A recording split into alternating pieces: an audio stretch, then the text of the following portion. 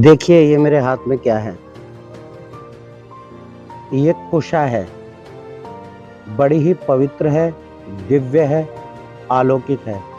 इसे देव घास भी कहते हैं। देवताओं को प्रिय लगने वाली जो घास है, वैदिक भाषा में इसका नाम कुशा है। देव कार्य में हम इसका प्रयोग करते हैं तो इसे कुशा कह करके संबोधित करते हैं। कोई यज्ञ होता है, अनुष्ठान होता है तो पंडित जी आते हैं और ये कुशा की मुद्रिका हमारी रिंग फिंगर अनामिका उंगली में पहनाते हैं। अब दोस्तों, ये कुशा का जो अग्र भाग है ये बिल्कुल नोकीला है। ये मेरे पास कुशा का पौधा है और मैं आपको दिखाता हूँ, इसका हर एक भाग नोकीला है।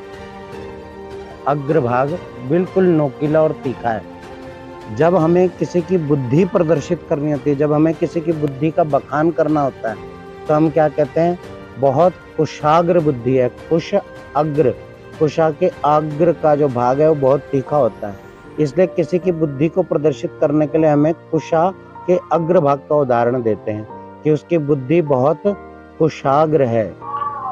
यज्ञ अनुष्ठान में इसीलिए ब्राह्मण के द्वारा हमें कुशा पहनाई जाती है, क्योंकि कुशा हमारे माइंड को बिल्कुल शार्प करके रखती है, तेज करके रखती है।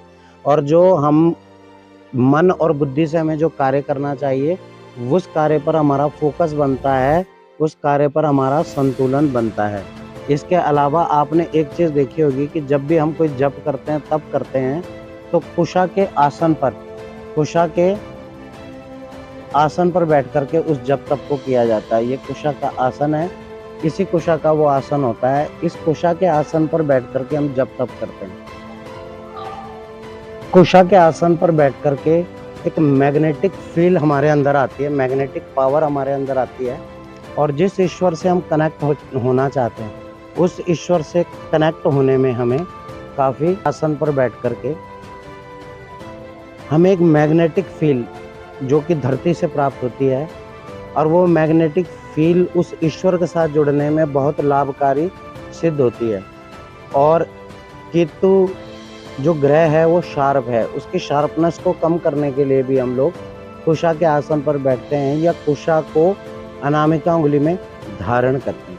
तो दोस्तों, जब भी आप यज्ञ करें, पूजा करें और ब्राह्मण आपके घर में आए, तो कुशा की मुद्रिका, कुशा की जो अंगूठी है वो अपने सीधे हाथ के अनामिका उंगली में पहन करके यज्ञ करें, ताकि आपका मन और बुद्धि पर आपका नियंत्रण रहे।